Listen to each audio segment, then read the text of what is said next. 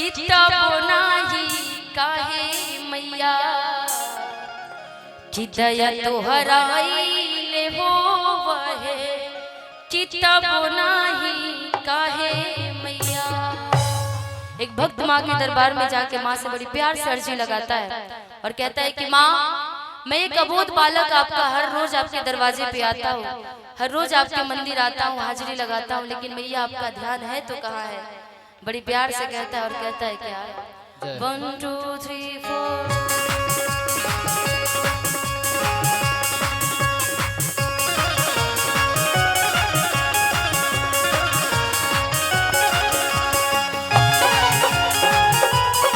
जियो जियो आरा जिला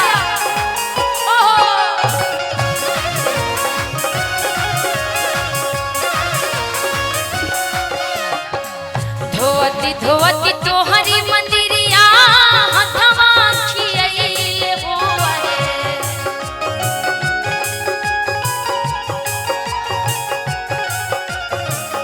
धोवती धोवती तोहरी मंदिरिया हथवा खियैले होवे तबो नाही काहे मैया तबो नाही काहे मैया दया तोहरा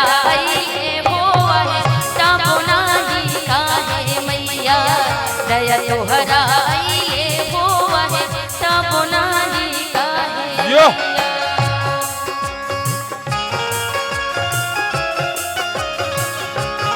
थोड़ा राजन भैया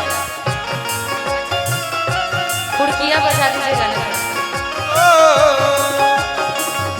तो नहीं काहे मैया दया तोहरा ये होवा है तबो नहीं काहे मैया दया तोहरा ये हो है तबो नहीं काहे मैया। भक्त कहते हैं कि माँ हर रोज मैं आपके दरबार आता हूँ, हर रोज हाजिरी लगाता हूँ, लेकिन मैया आपका ध्यान है तो कहाँ है। मैं चाहूंगी कि राजन भैया थोड़ा सा हुड़की बजा दीजिए ना, बड़ा अच्छा लगेगा इस गाने में। इस गाने के माध्यम से ही आप सबका प्यार आशीर्वाद के कारण मुझे अमेरिका जाने का मौका मिला, भोजपुरी के तरफ से भेजा गया था, तो ये सब आप सबका ही प्यार है। थोड़ा सा बजा दीजिए।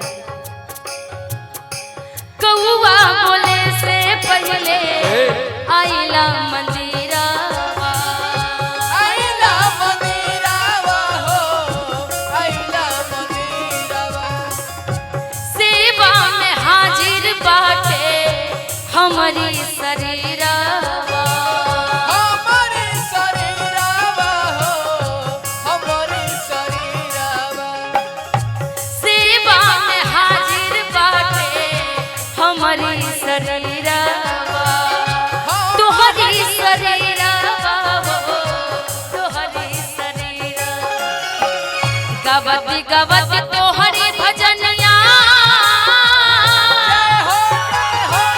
गवती गवती तोहरी भजनिया होठवा झुरैले होए तबो नाही काहे मैया तबो नाही काहे मैया दया तोहरा ये हुआ है तबो नाही काहे मैया दया तोहरा ये हुआ है तबो नाही काहे मैया कहवा बिलमलू हो भवानी मैया कहवा बिलमलू हो कहवा बिलमलू हो भवानी मैया कहवा बिलमलू हो।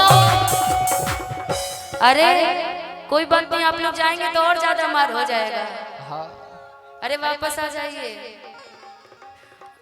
कहते हैं ना पहले हम लोग छोटे बच्चे थे तो बताया जाता था कि इधर दाल भात उधर कुआ, तू समझो तुमको किधर जाना है, इधर तेरी मम्मी उधर फुआ।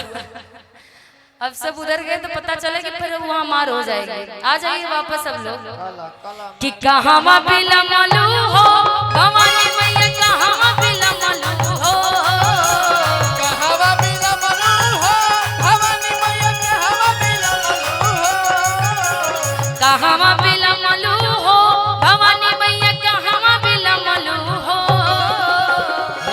भवानी मैया जय हो भवानी मैया जय हो भवानी मैया सेवा का जो हेला तोहर बाट तू रहिया मैया कहाँ बिलमलू हो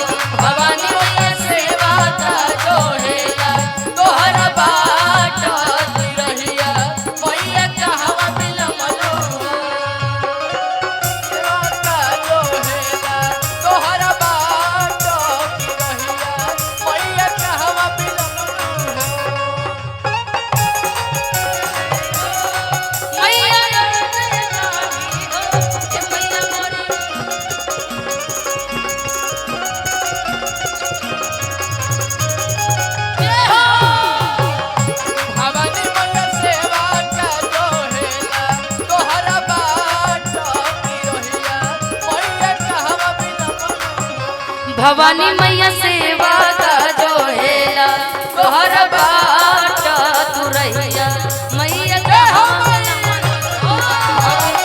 सेवा का जो हेला तोहर बाट